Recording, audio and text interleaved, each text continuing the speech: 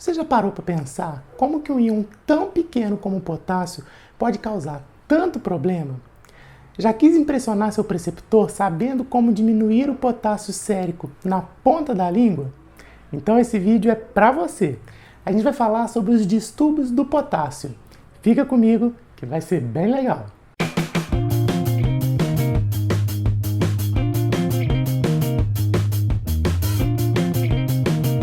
Fala pessoal, bem-vindos mais uma vez ao Med Canal. Hoje a gente vai falar um pouco sobre os distúrbios do potássio. Mas para a gente entender isso, a gente precisa antes saber como que o potássio se distribui dentro do nosso corpo. E é isso que a gente vai ver agora. O potássio no nosso organismo, ele está concentrado principalmente dentro das células. Cerca de 98% do potássio corporal está dentro das células, enquanto apenas 2% se encontra no espaço extracelular, principalmente no intravascular, no caso. Para vocês terem uma ideia, a concentração média do potássio dentro das células é de 150 mEq por litro, enquanto a concentração plasmática fica na casa dos 4 mEq por litro. Bom, a gente tem na membrana celular canais de potássio que ficam abertos, permitindo a saída do potássio, obedecendo o gradiente osmótico. Ou seja, se tem mais potássio dentro do que fora da célula, a tendência é que esse potássio saia da célula para o meio extracelular. Se isso acontecesse de forma isolada, rapidamente as concentrações de potássio dentro e fora da célula se igualariam, interrompendo esse fluxo. No entanto, a gente tem a bomba de sódio e potássio, que é um canal que, às custas de energia, fica o tempo todo jogando potássio para dentro da célula, ao mesmo tempo em que joga sódio para fora. É isso que garante aquele gradiente de concentração, que mantém o potássio sempre mais concentrado dentro da célula do que fora. Essa dinâmica que a gente viu aqui é o que a gente chama de balanço interno do potássio.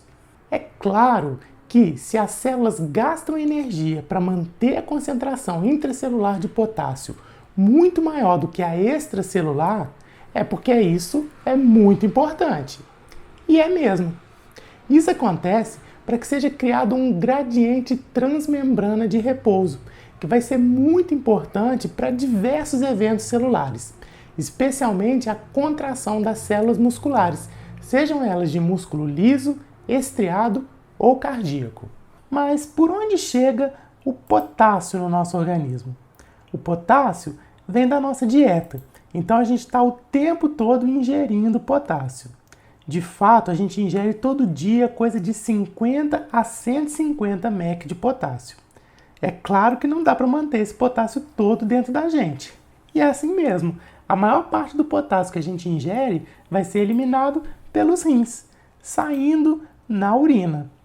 A gente elimina também um pouco de potássio pelo intestino e pelo suor, mas a maior parte mesmo é através dos rins. Esse é o chamado balanço externo do potássio. É muito importante a gente entender esses dois balanços, porque a maior parte dos distúrbios do potássio vão ter sua origem justamente em um desbalanço, em um desses equilíbrios. Quer ver? Vamos começar então pela hipercalemia. Mas antes, vamos lembrar os valores de referência do potássio no sangue. Tipicamente, o potássio normal ele vai de 3,5 a 5,5. Algumas referências vão considerar o corte superior de 5, mas isso não faz tanta diferença. O importante é que um potássio menor que 3,5 significa uma hipocalemia. E um potássio maior do que 5 ou 5,5 será uma hipercalemia. Lembrando que a gente também pode chamar a hipercalemia de hiperpotassemia e a hipocalemia de hipopotassemia. A hipercalemia pode ser causada por um problema no balanço interno do potássio. Nesse caso, as células vão estar perdendo mais potássio do que o normal. Ou pode haver um problema no balanço externo. Nesse caso, o mais comum é os rins não estarem conseguindo excretar o potássio adequadamente. E aqui, se você entendeu direitinho os balanços interno e externo, não vai ter dificuldade em entender as causas de hipercalemia, assim como o tratamento. Ah, agora eu entendi! Então, as principais causas de hipercalemia ligadas ao balanço interno são essas. A deficiência de insulina pode gerar uma hipercalemia. Aí você deve estar bolado, porque sempre aprendeu que a insulina serve para jogar a glicose para dentro das células.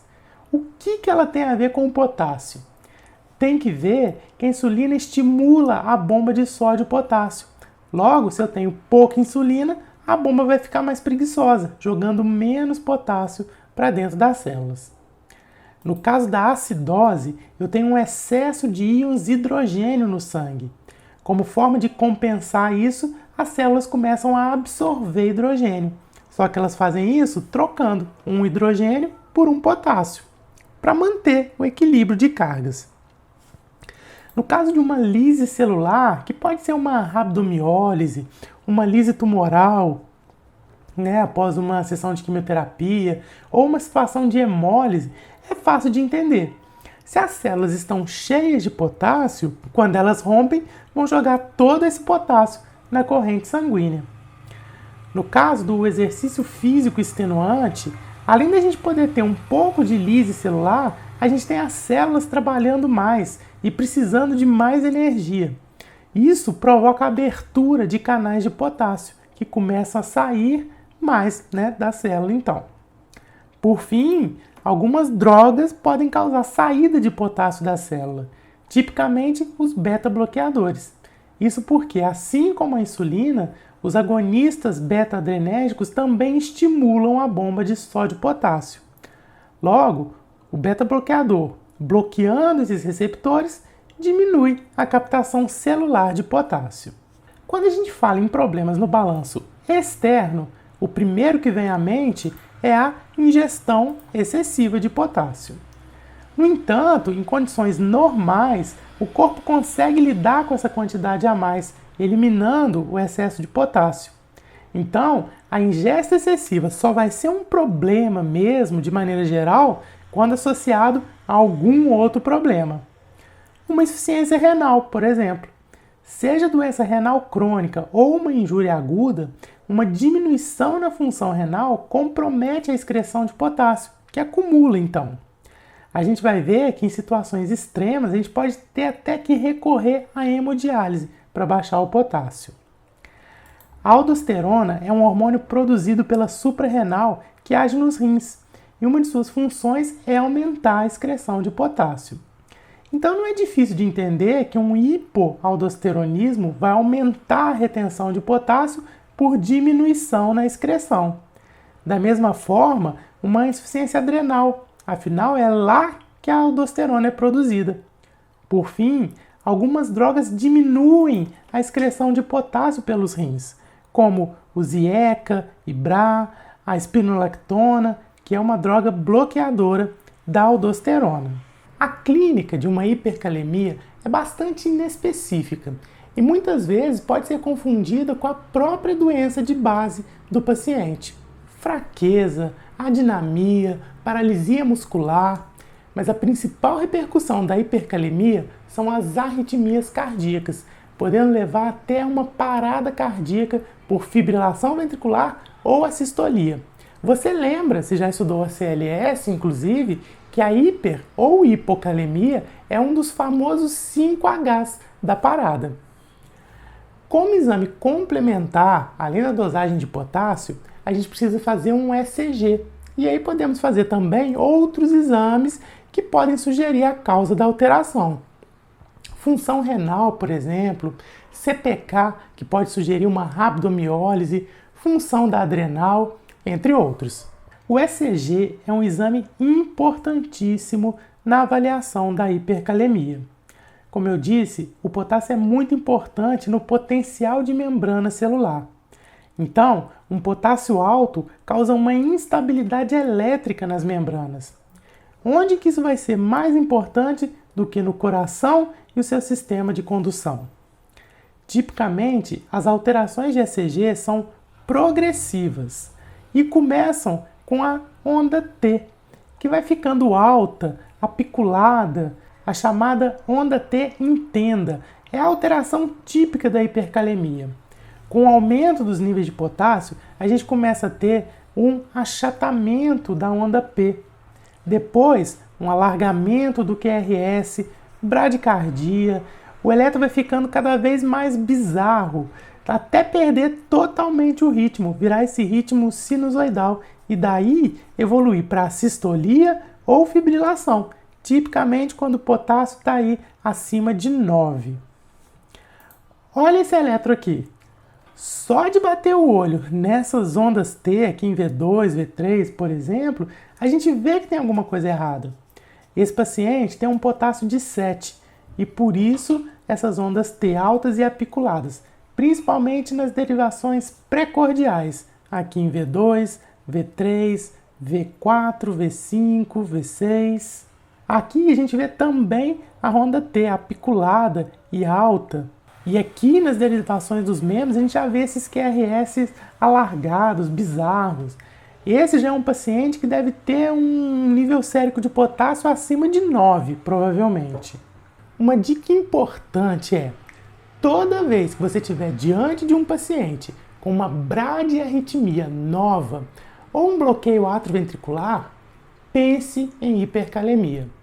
Especialmente se for um paciente com falência renal, em hemodiálise ou usando uma daquelas drogas com potencial de aumentar o potássio sérico. Muito bem, dito isso, vamos para a cereja do bolo. Vamos tratar a hipercalemia. Vamos então à parte mais importante, o tratamento. E aqui eu tentei ser bem prático para você já utilizar esse conhecimento na sua vida prática. Acredite, você vai precisar muito disso. A primeira medida que a gente vai tomar em caso de alterações no eletro é fazer uma solução que estabiliza a membrana celular das células cardíacas. Por isso, a gente usa o gluconato de cálcio. A gente vai usar uma ampola de 10 ml diluída em 100 ml de soro e correr em 10 minutos, repetindo o eletro a seguir. Se o eletro continuar alterado, eu posso repetir o gluconato.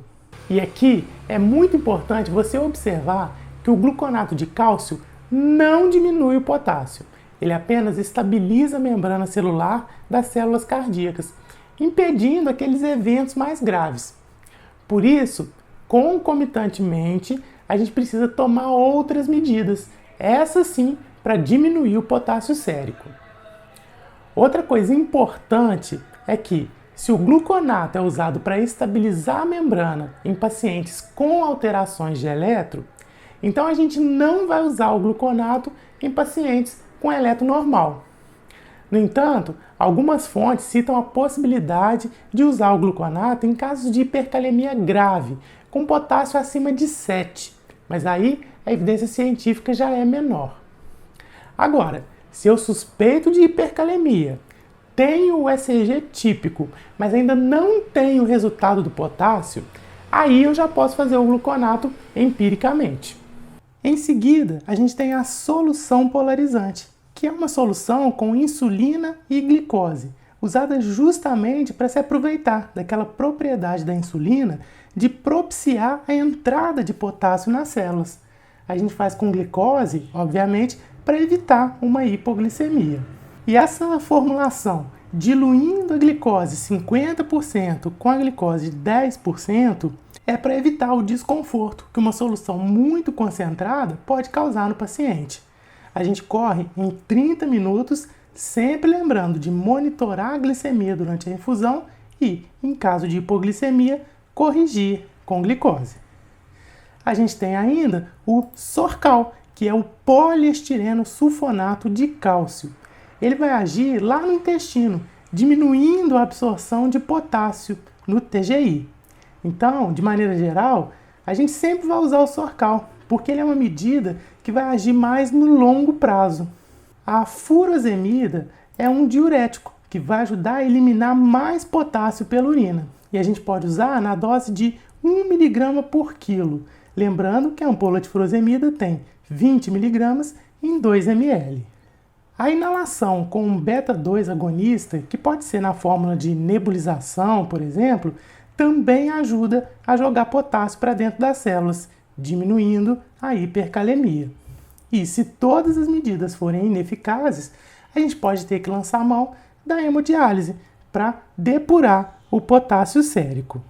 Pega esses 2 últimos slides, anota aí, deixa na manga, porque cedo ou tarde você vai precisar tratar uma hipercalemia. Muito bem, agora é hora de falar sobre a hipocalemia. Embora o tema seja mais curto um pouco do que a hipercalemia, até porque a gente já explorou os balanços corporais do potássio, eu vou deixar esse assunto para o próximo vídeo aqui do canal, para que esse aqui não fique muito longo e você possa descansar um pouco. Então respira, dá seu joinha aqui embaixo e parte para o próximo vídeo. Eu estou te esperando lá. Um abraço!